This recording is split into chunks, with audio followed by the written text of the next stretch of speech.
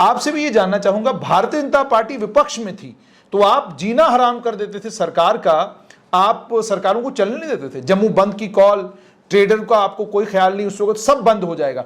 आप आज सत्ता में हैं, सत्ताधारी दल हैं, आज लोगों को अब 16 लोग शहीद हो चुके हैं, ठीक है, लेकिन ना आप सड़क के ऊपर आएंगे, ना आप कोई धरना देने के लिए तैयार, ना कोई प्रदर्शन करने के लिए तैयार। साफ तौर पर यह नजर आता है कि आप लेफ्टिनेंट गवर्नर की साइड से खेल रहे हैं, आप उन्हीं की तरफ हैं, आप सरकार की छवि बचाने के चक्कर में हैं, आपको आम जनमानस से कोई लेना देना नहीं। ये जनता आज कह रही है। कल आपने सुना भी होगा कि रजनी जी के यहां भी उनकी शहादत के बाद उनके घर परिवार के लोग भी यही बातें कर रहे थे। और ये लोग जो हैं एक माइंडसेट के हैं जिनको आपने कोट किया है। ठीक, अब सजाद लोन जी की आपने बात की, महबूबा जी की बात की, हाँ, एक सोच के लीडर थे मुफ्ती मोहम्मद सैयद, वो नेशनलिस्ट भी थे और एक बड़े ओरा के लीडर थे, उनमें स्टेटमेंटशिप थी।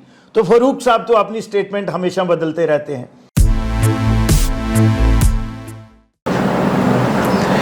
घाटी में अल्पसंख्यक समुदाय के लोगों को निशाना बनाने का काम आतंकी लगातार कर रहे हैं। सरकार दावे पर दावा कर रही है और लेफ्टिनेंट गवर्नर साहब ने कल एक बयान दिया, जिस बयान में लेफ्टिनेंट गवर्नर मनोज सिन्हा ने यह कहा कि जिन्होंने कृत्य किया है उन्हें वो सजा दी जाएगी कि वो सब कुछ भूल जाएंगे।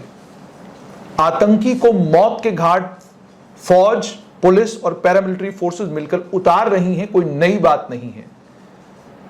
अनफॉरगेटेबल लेसन, ये बयान खूबसूरत हो सकता है, लेकिन इस बयान के बाद ये कत्लों का सिलसिला रुक जाए वो ज्यादा जरूरी है। पंजाब में सिद्धू मूसेवाला का कत्ल होता है, उसके फौरन बाद भारतीय जनता पार्टी का rank and file Jammu Kashmir में भी और पूरे देश भर में इल्जाम लगाता है आम आदमी पार्टी की सरकार के ऊपर कि आपके यहां की लॉ एंड ऑर्डर सिचुएशन खराब है। जम्मू कश्मीर में 16 लोगों की शहादत पिछले 5 महीनों में हो चुकी है, लेकिन यहां की लॉ एंड ऑर्डर सिचुएशन को लेकर नेशनल टेलीविजन चैनलों के ऊपर डिबेट क्यों नहीं। मेरे साथ भारतीय जनता पार्टी के उपाध्यक्ष पूर्व मंत्री श्यामलाल शर्मा है। श्याम जी, मुझे ये बताइएगा, आप फौरन आम आदमी पार्टी की सरकार के ऊपर हल्ला बोलते हैं कि सिद्धू मूसेवाला का कत्ल होता है, कि जनाब लॉ एंड ऑर्डर की व्यवस्था ठीक नहीं है। आपके यहां 16 लोगों की हत्या आतंकियों ने की, मासूम लोगों को मारा जा रहा है। रजनी की शहादत हुई, राहुल भट्ट की शहादत हुई, अन्य कई और लोग इस साल आतंकियों ने। आप एक लफ्ज कहकर बात खत्म करते हैं, जंग है, इसमें ये सब कुछ होगा। क्या इससे रुकेगा सारा सिलसिला? पंजाब में आपके मापदंड कुछ और, जम्मू कश्मीर में आपके मापदंड कुछ और। मेरे जुनेद जी, जो कल की किलिंग हुई है, जहाँ इससे पहले राहुल भट्ट जी की जो किलिंग हुई है और सेलेक्टिव किलिंग जो है, आपने खुद ही नंबर्स उसका बता दिया है कि पिछले 6 महीने में अगर देखेंगे तो 16 और उसके साथ सिक्योरिटी फोर्सेस के जो हमारे जवानों ने शहीदी दी है, उनका भी नंबर इसके आसपास ही है। लेकिन जिस तरह से आपने ये कहा है कि मिलिटेंसी को भी उसी तरीके से बेफिटिंग रिप्लाई दिया जा रहा है, और जम्मू कश्मीर स्टेट जो है वो एक एक्स्ट्रा ऑर्डिनरी सिचुएशन से पिछले 32 साल से गुजर रही है। और ये भी बात एडमिटेड फैक्ट है कि जहाँ एक बार गन कल्चर आ जाता है, आप पंजाब की बात आपने कही है, तो पंजाब में एक बार गन कल्चर आया और आज तक कहीं ना कहीं वो अपने निशान छोड़ता जा रहा है, और कहीं ना कहीं वो लाइव होने की और दोबारा एक्टिव होने की कोशिश कर रहे हैं। लेकिन जो इस समय हमारे हमसाया मुल्क हैं, दोनों की बात करूंगा, और उनका जो फोकस है वो टोटल जम्मू कश्मीर को डिस्टर्ब करने का, और इस तरह से ये बात तो मैं एडमिट करता हूँ कि किलिंग जो हो रही है, सिलेक्टिव किलिंग, ये नहीं होनी चाहिए। और लॉ इन्फोर्समेंट एजेंसी जो है उसको, मैंने अगर आपके साथ ये चौथा मेरा इंटरव्यू हो रहा है, और पिछले साल in the month of November में गया था जब ये सिलेक्टिव किलिंग हो रही थी, और क्लोज रेंज किलिंग जिसको हम कहते हैं, बिल्कुल, और उस समय हमने देखा कि स्मॉल वेपन से हो रहा है और नए लोगों को जो है इसमें असाइनमेंट दी जा रही है। तो मैं वहाँ 7 दिन रहा था, और उसके बाद मैंने, आपको पता है कि मैं पेन पे लाता हूँ और कॉन्फिडेंशियल करके कंसर्न अथॉरिटी को और माननीय लेफ्टिनेंट गवर्नर साहब को मैंने खत भी लिखा था कि कहीं ना कहीं जो एक कम्युनिकेशन गैप है, हमें वेल इन्फॉर्म होना चाहिए। ये आपने देखा कि एग्जीक्यूशन तो हो रही है, लेकिन वो क्राइम होने के बाद हम कहें कि क्राइम को हमने 24 घंटे के अंदर जो है वो क्राइम जो है हमने सॉल्व कर लिया है। लेकिन मुझे लगता है, मेरी सेंस में, क्योंकि हम एडमिनिस्ट्रेशन में रहे हैं, मंत्री रहे हैं, विधायक रहे हैं, और ये हायरार्की को हमने देखा हुआ है, और ये 32 साल का जो मिलिटेंसी का पीरियड है ये भी हमारे सामने हुआ है, और सारी ज़्यादाएँ हमारी जो हैं वो आज भी सामने वो मंजर आते हैं। लेकिन मुझे लगता है कि कहीं ना कहीं जो इंफॉर्मेशन इनपुट है, हालांकि टेक्नोलॉजी बहुत एडवांस हो गई है, तो मैं हमेशा कहता था पुलिस ऑफिसर्स की, जहाँ अपने एरिया में जब मैं मीटिंग लेता था तो क्राइम का ग्राफ कम करने के लिए मैं कहता था एसएचओ को, स्टेशन हाउस ऑफिसर, एसडीपीओ को, कि आपका ग्राफ नीचे इस तरह से आना चाहिए कि एसएचओ जो है और एसडीपीओ जो है वो वेल इन्फॉर्म होना चाहिए कि क्राइम अगर हो रहा है और प्लान क्राइम हो रहा है तो उसकी तो इंफॉर्मेशन होती है। और सिलेक्टिव किलिंग पे ये भी तो पता है कि पिछले 1 साल से जो हो रही है, और मिनॉरिटी कम्युनिटी को जो है वो टारगेट किया जा रहा है, किसी गोलगप्पे बेचने वाले को। तो मुझे लगता है कि वो कहीं ना कहीं बीच में वो कड़ी मिसिंग लग रही है कि इंफॉर्मेशन जो हमारी है, प्रायर इंफॉर्मेशन जो है, वो जब वारदात होने के बाद तो हम प्रोएक्टिव हो जाते हैं। लेकिन मुझे लगता है कि सिक्योरिटी एजेंसी को, ये मेरी बेनती है, मैं उनको गुजारिश ही कर सकता हूं, जो मेरे हमने इन चीज़ों को बड़ा क्लोजली देखा है, जब कैबिनेट में रहते हैं तो ये सारी बातें डिस्कस होती हैं, और हमारे टाइम में तो ये चीज़ें और ज़्यादा थी, क्योंकि तब हम आस्ता आस्ता उस तरफ बढ़ रहे थे। 96 में हुए, 2002 में, 2004 में, 2005 में नरसंहार हो रहे थे, तो ये सारी चीजें हो रही थी। तो फिर उस समय एक टास्क फोर्स बनी थी, एक ग्रुप बना था 5 मिनिस्टर का, जो डेली इन चीज़ों पे संज्ञान लेते थे और वो इंफॉर्मेशन भी साझा करते थे। तो मुझे लगता है कि कहीं वो जो इनपुट हमें एरिया से ऐसी वारदातों की इन प्रायर आनी चाहिए, वो कहीं ना कहीं थोड़ी सी कड़ी मिसिंग है।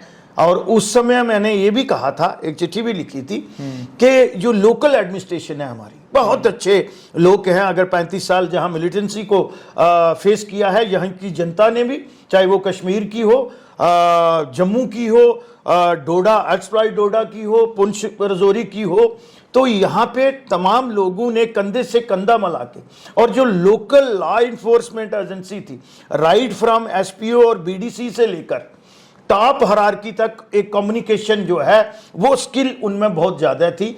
वो थोड़ा सा आज मुझे मिसिंग लगता है, थोड़ा सा मिसिंग लग रहा है। हाँ। 16 लोगों की शहादत हुई है, वो शहादत को तो मैं मेरे पास कोई शब्द नहीं है, और मैंने इसीलिए मैं कितनी संवेदना उनके परिवारों के साथ प्रकट करूंगा, क्योंकि मैंने देखा कि आप हस्ब मामूल आपके यहाँ से आपके अध्यक्ष हों, आप तमाम नेता हों, बस अफसोस का इजहार करते हैं। और आप पिछले दिनों देखिए, खुद हालत ये है, लेफ्टिनेंट गवर्नर मनोज सिन्हा खुद, मुझे लगता है कि पिछला 1 महीना उनको यही इसी चक्कर में रहा है कि कभी वो मुदस्सिर के घर में जा रहे हैं अफसोस करने के लिए, कभी वो राहुल भट्ट के घर आ रहे हैं, और अब रजनी देवी के घर में जाना। तो क्या यही सब चलता रहेगा और आप लोग बस यही करते रहेंगे, निंदा करते रहेंगे, और आप कहते रहेंगे कि जनाब ये करिए वो करिए? मैं आपको, मेरा सजाव है ये आपके माध्यम से, क्योंकि मैंने इन राइटिंग में भी लाया है। ठीक, जब ये हुआ, राहुल भट्ट वाला हुआ, तो हमारे एक टीम गई, आपको पता है, अध्यक्ष जी भी गए, बिल्कुल, और संज्ञान में उन्होंने भी लाया और इन राइटिंग में उन्होंने भी दिया है।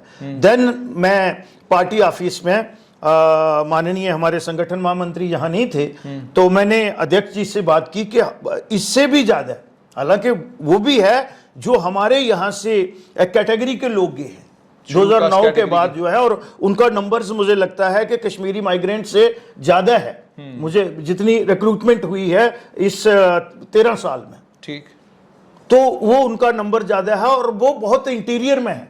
और दूसरा, वो जो है अकेले वो कहीं किसी उनके लिए कोई ऐसा सिक्योरिटी जोन नहीं बनाया गया है, वो वहां ही नौकरी करते हैं और वहां ही किराए पे जहां उन लोगों के साथ रहते हैं। तो जब इस किस्म की सिचुएशन बन गई, तो मुझे लगता है उन्होंने भी और मैंने भी ये कहा कि जो एक पॉलिसी डॉक्यूमेंट आप फ्रेम करोगे, कश्मीरी पंडितों की भी और नॉन कश्मीरी भी जो लोग हैं वहां पे, मिनॉरिटी के हों या मेजॉरिटी के भी हों, जो सिक्योरिटी रिस्क पे हैं, उन लोगों के लिए जो पॉलिसी बने तो इन लोगों को भी उसमें इंक्लूड कर लेना। और 27 तारीख की चिट्ठी है, मैंने चिट्ठी लिखी माननीय लेफ्टिनेंट गवर्नर साहब को, ठीक। फिर उसके बाद मैंने कॉपी की चीफ सेक्रेटरी को, ठीक। चीफ सेक्रेटरी के बाद ये जो वहां टॉप हायरार्की में डिवीजन में आते हैं वो डिबकॉम होते हैं, ठीक। मैंने उनसे बात करने की कोशिश भी की, लेकिन वो 2 दिन की लीव पे थे, बट मैंने मेल भी कर दिया और पीडीएफ भी कर दिया। ठीक। हमारा जो फर्ज है हम सच, और मुझे ये मंजर जो था ये नजर आ रहा था कि वो तो बिल्कुल सॉफ्ट टारगेट है। श्याम जी से बताइएगा, आप लोग मेन स्ट्रीम पॉलिटिकल लीडर हैं, आप जम्मू संभाग से आते हैं, आप कोई बात कहें तो उसको किसी भी रंग में देखा जा सकता है, किसी भी रूप में देखा जा सकता है, लेकिन एक व्यक्ति जो हाईजैकर रहा है, जिसने जहाज हाईजैक किया है, आतंकवादियों के साथ रहा है, आज उसने सब कुछ छोड़ दिया, हाशिम कुरैशी। मैंने जब उसके साथ मेरा साक्षात्कार हुआ, इंटरव्यू हुआ, उसने अपने इंटरव्यू में जो बात कही वो मैं आपसे जानना चाहूंगा कि कितनी पक्की बात है। उन्होंने कहा तब तक अल्पसंख्यक समुदाय के लोग, कश्मीरी पंडित समुदाय के लोग और हिंदू बरादरी के लोग जो जम्मू संभाग से वहां नौकरियां करने जाते हैं, तब तक आप इनको यहां बसा नहीं सकते हैं जब तक आप ये सुनिश्चित न करें कि जिस गांव में वो रहते हैं, जिस इलाके में उनकी नौकरी है, उस इलाके के लोगों को, उस इलाके के पंचों को, सरपंचों को ये कहिए कि ये अल्पसंख्यक समुदाय के लोग हैं, ये यहां रह रहे हैं, अगर इनके साथ कोई छेड़छाड़ हुई या आतंकियों ने कुछ भी किया तो मामला आपके खिलाफ बनेगा। ये मेरी नहीं, उनकी राय है, ऑन रिकॉर्ड है, मेरे पास कैमरे के ऊपर है। इस राय को, ये उसकी राय है, बताइए आप इसको कैसे देखते हैं? जो आपने बात की है वो बहुत मुझे लगता है कि विचार करने वाली और गंभीर बात है, और फिर आपने जिनको कोट किया है उसके पास भी इनपुट होगी, सारी ये बातें होंगी, उन्होंने ये बात मैं बिल्कुल एडमिट करता हूं कि उसके लिए हमने सोसाइटी को तैयार करना है। लेकिन जो पीआरआई के भी इलेक्टेड लोग हैं और वो कितने आज़ादी के साथ वहां घूमते हैं, उसमें भी अब मैं ज़्यादा इन चीज़ों का व्याख्यान नहीं करना चाहूँगा, लेकिन कथनी और करनी में फ़र्क है। ठीक, जो आपने कहा वो कंसर्न मैंने अपने लेटर में जो है वो किसी को तो अकाउंटेबल बनाना होगा। मैंने कहा है उसके लिए क्या होगा, पहले तो जो हमारी लोकल एडमिनिस्ट्रेशन है उन तमाम को ऑन बोर्ड लेना पड़ेगा। मैंने कहा है कि जम्मू कश्मीर के लोगों ने बहुत सेक्रीफाइस और बहुत शहीदियां दी हैं, और खासकर हमारी जम्मू कश्मीर की जो पुलिस है और यहाँ की लोकल एडमिनिस्ट्रेशन है, अगर वो 95% साथ नहीं होते, राष्ट्रवादी नहीं होते, उन पे हमें कोई शंका नहीं करनी चाहिए। ठीक है, हमारे बाहर के जो अलाइड सर्विसेज के लोग आ रहे हैं उनको कितना तजर्बा है, ठीक, टॉप हायरार्की में आप उनको रखते हैं, ठीक है, बट थानेदार, एसडीपीओ, एसपी, वो कहीं ना कहीं मुझे, मैंने कहा थोड़ा सा जो मेरा अपना तजर्बा है, और मैंने वो अपनी पेन पे लाके कंसर्न क्वार्टर को उसके बारे में अप्राइज भी कराया, हालांकि ये नहीं समय हुआ, आप नवंबर की बात लगा लें, जब आपको पता है 2-3 डेथ्स हुई थी, तो गंभीरता के साथ बिंदु की एक पूर्व मंत्री, एक पूर्व कैबिनेट मंत्री के विचारों को गंभीरता के साथ क्या सरकार ने लिया?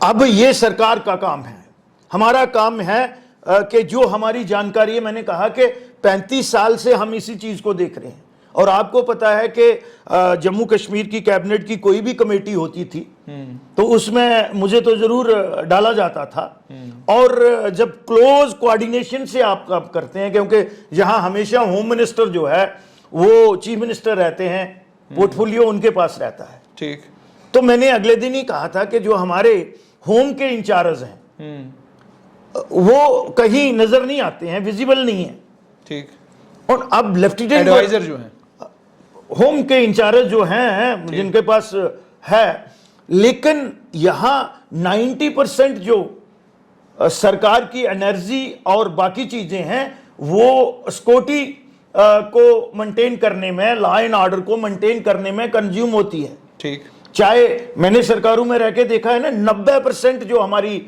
ड्यूटी होती है वो लॉ एंड ऑर्डर को मेंटेन करने की होती है। अब लेफ्टिनेंट गवर्नर साहब अकेले आदमी है, ठीक, ये बात ठीक है कि डायरेक्टर जनरल ऑफ पुलिस भी काम कर रहे होंगे, चीफ सेक्रेटरी भी कर रहे होंगे, होम कमिश्नर भी जो है वो कर रहे होंगे, बट ये जब तक हम, मैंने अगले दिन भी कहा था कि इस ग्रिड को और स्ट्रेंथन करने की कोई जरूरत है। और लोकल एडमिनिस्ट्रेशन को राइट फ्रॉम एसपीओ से लेके ठीक टॉप हायरार्की तक जब तक ऑन बोर्ड नहीं लेंगे, क्योंकि वो अब जितनी जानकारी मुझे अपने इलाके की है। अरे श्याम जी, यहां से आपको रोककर आपसे मैं एक बात पूछना चाहूंगा। कल एक बड़ा इंपॉर्टेंट बयान एक बड़े जिम्मेदार अफसर ने दिया है। उसने ये कहा कि जो कुछ घाटी में हो रहा है कि आप अल्पसंख्यक समुदाय के लोगों को टारगेट कर रहे हैं, आप यहां पर कश्मीरी पंडितों को टारगेट कर रहे हैं, इसके नतीजे में रिटेलिएशन में देश के विभिन्न भागों में कुछ भी हो सकता है। आपसे भी ये जानना चाहूंगा, भारतीय जनता पार्टी विपक्ष में थी तो आप जीना हराम कर देते थे सरकार का, आप सरकारों को चलने नहीं देते थे। जम्मू बंद की कॉल, ट्रेडर का आपको कोई ख्याल नहीं, उस वक्त सब बंद हो जाएगा। आप आज सत्ता में हैं, सत्ताधारी दल हैं, आज लोगों को अब 16 लोग शहीद हो चुके हैं, ठीक है, लेकिन ना आप सड़क के ऊपर आएंगे, ना आप कोई धरना देने के लिए तैयार, ना कोई प्रदर्शन करने के लिए तैयार। साफ तौर पर यह नजर आता है कि आप लेफ्टिनेंट गवर्नर की साइड से खेल रहे हैं, आप उन्हीं की तरफ हैं, आप सरकार की छवि बचाने के चक्कर में हैं, आपको आम जनमानस से कोई लेना देना नहीं। ये जनता आज कह रही है। कल आपने सुना भी होगा कि रजनी जी के यहां भी उनकी शहादत के बाद उनके घर परिवार के लोग भी यही बातें कर रहे थे। नहीं, आपने पहले भी जो इससे पहले जिस आदमी को कोट किया उसके बारे में भी, और मैं अब पॉइंट पे आ रहा हूं, जो आपने कहा है कि रिटेलिएशन, मुझे लगता है कि एक सभ्य समाज में अल्टीमेटली अब सबर का पैमाना जो है, जो आप बात कह रहे हैं, आस्ता आस्ता जो है वो भर गया है। कहीं ना कहीं तो रिटेलिएट करेगा, और हम लोग भी सिर्फ संवेदना और संवेदनशील बता के ये बात जो है कितनी देर जो है वो हम डिफेंड कर सकते हैं। इसके लिए एडमिनिस्ट्रेशन को फुली ऑन टो आना पड़ेगा, जो बात आप कर रहे हैं कल यहां पे, और उनकी मंशा यही है, उनके डिजाइन यही है, ठीक, दोनों कंट्रीज के भी, और ये जो 5-7% लोग हैं, ठीक, उनके भी यही है कि कहीं ना कहीं ये आग जम्मू तक पहुंचे। ठीक, लेकिन हम ये सोचते हैं, जो हमारी एक सेंस ऑफ रिस्पॉन्सिबिलिटी हमारी जो है, कि यहां के इनोसेंट को हम, आप ये सोचते हैं कि सरकार की छवि नहीं, हम सरकार की छवि के लिए नहीं कहते हैं, जो जी होश लोग होते हैं वहां के लोग। 2014 से पहले आप लोग धरने क्यों देते थे? 2014 से पहले आप लोग हंगामे क्यों करते थे? 2014 से पहले जब ऐसा कोई हादसा होता, बंद की कॉल आप लोग क्यों देते थे?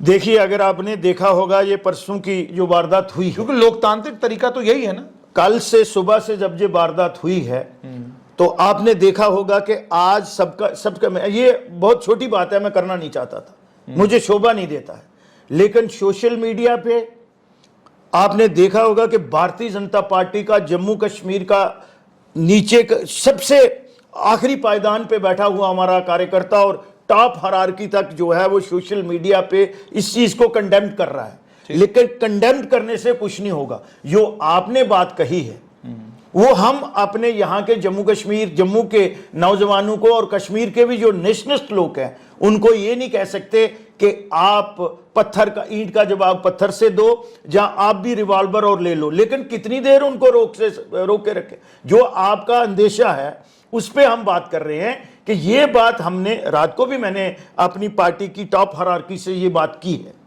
यहां वाले से भी की है कि हमें कोई ना कोई एक बार बात जो है वो टॉप हायरार्की हमें होम मिनिस्टर साहब से या बाकी लोगों से, और वो तो संज्ञान ले रहे हैं, लेकिन हम भी अपने आप से उनको ये बात अवगत कराएं, और जो हमारी थोड़ी बहुत जानकारी है ठीक, वो बात बताएं कि ये किस तरह से ये चीजें रुक सकती हैं। मैंने पहले कहा है कि हमारी जो इंफॉर्मेशन का चेन है वो कहीं ना कहीं हम लैक कर रहे हैं। जैसे आपने कहा इन्फॉर्मेशन का चेन, तो मैंने आपको साफ तौर पर कहा कि एक पूर्व आतंकवादी कहूंगा मैं उसको, वो आपको सजेशन दे रहा है कि जनाब ये तब तक वापस नहीं आ सकते, और एक इंटरव्यू में जो बाज़ाब्ता रिकॉर्डेड है कह रहा है कि जनाब तब तक संभव नहीं है जब तक आप जिस जगह पर आपने बसाना है आप वहां की सिविल सोसाइटी को बिठाकर ये नहीं कहेंगे आपकी जिम्मेदारी है।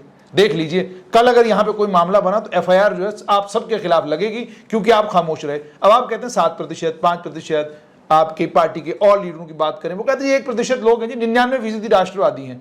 99% राष्ट्रवादी अगर हैं तो शामी सड़कों के ऊपर क्यों नहीं आ रहे? वो हंगामा क्यों नहीं कर रहे? वो 2 दिन का घाटी का बंद ऐलान क्यों नहीं कर रहे कि जनाब 2 दिन घाटी बंद रहेगी?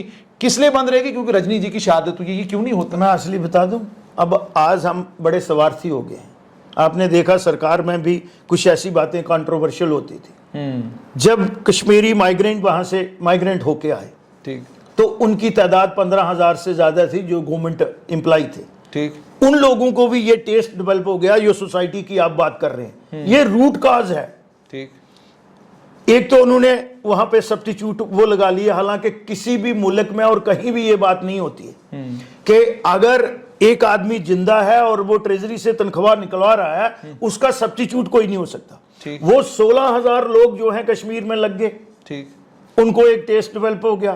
फिर कम से कम भी मुझे लगता है कि 25,000 से ज्यादा लोग जो है उन्होंने बैकडोर अपॉइंटमेंट से लगाए, जो उस समय आपको पता है कि 2315 मैंने हेल्थ डिपार्टमेंट में भी पकड़े, आइडेंटिफाई किया, जो मामला अभी तक चल रहा है। नहीं वो किसी ने उस पर आगे काम ही नहीं किया, मैंने क्राइम ब्रांच को दिया था, क्योंकि वहां यहां रूल ऑफ लॉ था ही नहीं। इसी तरीके से एजुकेशन डिपार्टमेंट, लोकल बॉडी, बाकी चीजें, ये बड़े डिपार्टमेंट थे, तो वो उनको एक टेस्ट डेवलप हो गया। और जब जहां से आपको ये भी पता है कि जब ये 8% हमने उनसे लिया था, उन्होंने गुज्जर बकरवालों को नहीं दिया था, and I was the alone minister, हालांकि उस समय जो SC के भी मिनिस्टर थे उन्होंने भी स्टैंड नहीं लिया था। आपको पता है कि उस समय के जो पार्टी के अध्यक्ष थे उन्होंने मुझे कहा था कि श्यामलाल जी आप दलित का केस क्यों लड़ रहे हैं, दलित के लीडर तो फलां हैं जो डिप्टी चीफ मिनिस्टर हैं, दलित के लीडर तो फलां हैं। तो मैंने ये कहा था, जम्मू में हमारी मीटिंग हो रही थी, कि विक्रम चौक में जाके खड़े होते हैं, इनके पीछे कितने दलित आते हैं, मेरे पीछे, मैंने अपने लोगों का और जो कॉन्स्टिट्यूशनल गारंटी है उसको मुझे डिफेंड करना है और उसको मुझे प्रोटेक्ट रखना है। कल एक चैनल पे एक कोई नेशनल कॉन्फ्रेंस के नेता थे और वो दलित समाज से थे, वो ये कह रहे थे कि हमें हिंदू नहीं मानते हैं। देखो कहां डिविएट कर रहे हैं। और दूसरा उन्होंने कहा कि ये हमारे साथ जाती हुई है। मैंने कहा भाई वो हमें पता है कि कैसे हमने लड़के ली है। और ये कह रहे थे कि यहां जिनकी जितने % पॉपुलेशन है, अनपढ़ों वाली बात, अरे ये स्टेट को एक यूनिट माना जाता है। अब 26% पॉपुलेशन जो है वो जम्मू डिस्ट्रिक्ट में है, तो क्या है, वो स्टेट को यूनिट माना गया था। ठीक। मैंने कहा था कि स्टेट को इसके स्प्लिंटर नहीं बना सकता, कोई डिवाइड नहीं कर सकता। ठीक। तो वो उस समय लद्दाख में भी गए, हमने अपने हक के लिए लड़े हैं। मैं उन लोगों को भी बताना चाहता हूं कि आप यहां आपस की लड़ाई बंद करो, लड़ाई बड़ी है और समाज को हमें तैयार करना है। और जो आपने बोला है वहां ये लोगों के साथ इंटरेक्शन, लोकल सेल्फ गवर्नमेंट जो वहां पे है, वहां सिविल सोसाइटी जो है, उसमें पेनिट्रेट करना चाहिए एडमिनिस्ट्रेशन ने। दैट इज वाई मैं जो कह रहा हूं कि जब तक local administration, civil administration as well as law enforcement agency, हालांकि हमारी जो डिफेंस फोर्सेस हैं उन्होंने गुडविल प्रोग्राम के तहत या बाकी चीजों के तहत, लेकिन जो हमारी यहाँ की पुलिस है या दूसरे लोग हैं, उन्होंने ये जो है एक श्याम जी एक और चीज कह रहे हैं कि आपने एंटेगनाइज कर दिया है वहां के जो राष्ट्रवादी लोग थे, जो कल तक मेन स्ट्रीम थे, आपने उनको भी एंटेगनाइज कर दिया, आपने उनको भी खिलाफ किया। ये भी आपसे जानना चाहूंगा, पहली बार ये भी देखने को मिल रहा है नेशनल कॉन्फ्रेंस के अध्यक्ष और पूर्व मुख्यमंत्री और इस समय लोकसभा के श्रीनगर से सांसद डॉक्टर फारूक अब्दुल्ला ना तो राहुल भट्ट की शहादत के बाद उनके घर गए और ना ही वो रजनी जी की शहादत के बाद उनके घर गए हैं, और देखने को यह मिल रहा है कि वो इन जगहों पर जा ही नहीं रहे। क्यों नहीं जा रहे मुझे नहीं पता, आपसे जानना चाहूंगा क्या ये वजह है कि आप लोगों ने उन्हें भी, चूंकि एनफोर्समेंट डायरेक्टरेट उनके पीछे है, महबूबा मुफ्ती कल तक मुख्यमंत्री थी तो राष्ट्रवादी थी, अब चूंकि नहीं है तो वो राष्ट्रवादी नहीं है, तो इन लोगों को जो कल तक मेन स्ट्रीम जम्मू कश्मीर की थी उनको भी आपने एंटेगनाइज किया, इसीलिए हालात इतने ज्यादा खराब है वहां पर। यह भी एक बात चल रही है। जिसने जो गुनाह किया है उसकी सजा रूल ऑफ लॉ तो अपनी सेंस पर बेल करेगा। ठीक। अब ईडी ने अगर बुलाया है तो आपको पता है कि 147 करोड़ रुपया आया था, जहां 2 जो है इंटरनेशनल स्तर के जो थे वो क्रिकेट स्टेडियम बनने थे। जम्मू वालों की लैंड ही नहीं आइडेंटिफाई की, वो शेर कश्मीर स्टेडियम बना रहे थे, और उसमें से पता ही नहीं लग रहा है कि 57 करोड़ तो जो है वो फ्रॉडुलेंट ड्रॉल हो गया है और चेक से हुआ है अपने तो कर्जे निभाने के लिए। वो किसी पार्टी चलाने के लिए या क्या करने के लिए, मैं उन चीजों में नहीं जाना चाहता हूं, वो तो अब अंडर इन्वेस्टिगेशन है, वो करेगी ईडी। कानून ने तो अपना काम करना है, अगर गुनाह किए हैं तो भुगतने हैं। जहां तक आप महबूबा जी की बात करते हैं और कश्मीर के लीडरशिप का एक माइंडसेट रहा है जुनेद जी, आप तो मुझसे बेहतर जानते हैं, जब वो चेयर पे होते हैं कुर्सी के लिए हिंदुस्तान जिंदाबाद कहते हैं और कुर्सी से नीचे होते हैं तो यही माननीय फरूक अब्दुल्ला जी कहते हैं कि पार चले जाओ और ट्रेनिंग लो। और यही ये कहती है महबूबा मुफ्ती कि तिरंगे झंडे को कोई कंधा देने वाला नहीं होगा, बरूद का ढेर है, आग लग जाएगी पूरे जम्मू कश्मीर को। तो जब जिनकी ये मानसिकता है तो उन लोगों को साथ कोई ज्यादा दोस्ती तो हो नहीं सकती। राजनीतिक तौर पे डील कैसे करेंगे कश्मीर के साथ? आएगी, न्यू लीडरशिप आएगी। और वहां मैंने कहा, आपकी नई लीडरशिप भी खामोश है। सज्जाद गनी लोन की बात करें वो भी खामोश है। आप जम्मू कश्मीर अपनी पार्टी के नेता सैयद अल्ताफ बुखारी की बात करें, एक ट्विटर पे उनका ट्वीट आ जाता है, दुख संवेदना सब जताते हैं, उसके बाद बात खत्म हो जाती है। लेकिन क्या आपको नहीं लगता श्याम जी कि समाज की तरफ से जब तक एक जबरदस्त रिस्पॉन्स घाटी के समाज की तरफ से नहीं आएगा आतंकवाद के खिलाफ, तब तक ये वारदातें होती रहेंगी? रजनी जी को तो जाहिर सी बात है, रजनी जी को उसके परिवार के लोगों ने तो इन्फॉर्मेशन दी नहीं होगी, जिस रूट पे वो जाती होगी उसी ने इन्फॉर्मेशन दी होगी, बस जिस स्कूल में वो पढ़ाती होगी वही कोई आदमी होगा, और वहीं के समाज में लोग हैं जो लोग आतंकवादियों की मदद कर रहे हैं। और जब आतंकवादी आते हैं, गोली चलाते हैं, गोली चलाकर आराम से वापस चले जाते हैं। यानी समाज की कोई रिस्पॉन्सिबिलिटी जो है समाज लेने के लिए तैयार नहीं। तो मुझे बताइए, समाज रिस्पॉन्सिबिलिटी नहीं ले रहा, जो वहां पर नेता हैं उनके साथ आपका संपर्क खत्म हो चुका है, तो आगे बढ़ेंगे? और जिनको अब पीपल्स कॉन्फ्रेंस की बात करूं, अपनी पार्टी की बात करूं, जिनको बी टीम कहते हैं आपकी, वो लोग भी जो हैं उनका भी रिस्पांस उस तरह का नहीं है जिस तरह का रिस्पांस एक समाज से आना चाहिए ऐसी हत्याओं के बाद। देखिए, जब इस किस्म का कल्चर कहाँ जहां आ जाता है, और जम्मू कश्मीर में कभी भी डेमोक्रेसी प्रमोट होने नहीं दी। ठीक, कुछ लोग तो दिल्ली से रिमोट कंट्रोल से चलाते थे और कुछ लोग ये सोचते थे कि हमारी ये जगीर है, हमारी बालादस्ती है। ठीक, अब उससे जो नई जनरेशन है वो बाहर आने की कोशिश कर रही है, और यहाँ ग्राम सभा से लेके जिला परिषद तक जो है वो नई लीडरशिप आ रही है। ठीक, आज आप देख रहे होंगे कि कश्मीर की जो म्युनिसिपल कॉरपोरेशन है, अच्छी हुई इलेक्शन या बुरी हुई, लेकिन वहां भी एक अच्छी लीडरशिप जो है, आप 10% 15% ही लोग जो हैं वो उस स्टेटस के होते हैं। अदरवाइज अभी हम हमारी जो पॉलिटिक डेमोक्रेसी है इतनी मच्योर नहीं हुई, और जम्मू कश्मीर में मच्योर नहीं हुई। और ये लोग जो हैं एक माइंडसेट के हैं जिनको आपने कोट किया है। ठीक, अब सज्जाद लोन जी की आपने बात की, महबूबा जी की बात की, हाँ, एक सोच के लीडर थे मुफ्ती मोहम्मद सैयद, वो नेशनलिस्ट भी थे और एक बड़े ओरा के लीडर थे, उनमें स्टेटमेंटशिप थी। तो फरूक साहब तो अपनी स्टेटमेंट हमेशा बदलते रहते हैं। ठीक, मेरे बहुत ही परम आदरणीय हैं, बुजुर्ग हैं हमारे, लेकिन वो स्टेटमेंट तो हमेशा स्लिपरी रहते हैं। रहे उनके फरियाद जो मेरे साथ चीफ मिनिस्टर रहे हैं, मैं उनकी कैबिनेट में मिनिस्टर रहा हूं, अच्छे व्यक्ति थे इसलिए बोल रहा हूं कि अब मुझे लगता है कि उन पे भी ये रंगत जो है वो चढ़ गई है, वो कन्फाइनमेंट रही है, तो उसमें लगता है कि वो भी अब कश्मीर के ही लीडर बनना चाहते हैं, और वो बताना चाहते हैं कि मैं एक सेगमेंट का लीडर हूं और एक धड़े का लीडर हूं। वो आप समझ रहे हैं मैं जो कह रहा हूं कि कहीं ना कहीं हम दूसरे लोगों को कहते हैं कि रेडिकलाइजेशन हो रहा है, तो उन पे भी ये रंगत जो है वो कहीं ना कहीं मैंने थमेगा कहां श्याम जी? थम जाएगा, थमेगा कहां पर ये? और देखिए ना, थमेगा तब जब आपकी बात कोई सुनेगा, तो आपकी बात तो सुन नहीं रहे। थमेगा तब जब आप जनसंपर्क करेंगे, वो आप सिविल सचिवालय चले जाइए, जनसंपर्क कितना है आपको पता चल जाएगा। और तीसरा ये कि लोकतांत्रिक तरीके से जम्मू कश्मीर में चुनाव होंगे, तो चुनाव की तिथि अभी तक तय नहीं है, डेट अभी तक तय नहीं है। अभी चीफ इलेक्टोरल ऑफिसर ने अपना काम शुरू किया है, तो मार्च अप्रैल तक तो आपको इंतजार करना है एक लोकतंत्र का। लोकतांत्रिक व्यवस्था जब तक बहाल नहीं होती, अब एडवाइजर बनाने के लिए भी तैयार नहीं, तो सिलसिला थमेगा कैसे, संपर्क बनेगा कैसे? अब मैं आउटरीच के लिए जो आप कह रहे हैं, हमारी पार्टी का प्रोग्राम भी आ गया, वो वैली में भी होगा। पहले उनकी हमने स्कूटी भी देखनी है, कॉस्मेटिक्स है, मैं कॉस्मेटिक्स पे जम्मू में मैं बताता हूँ।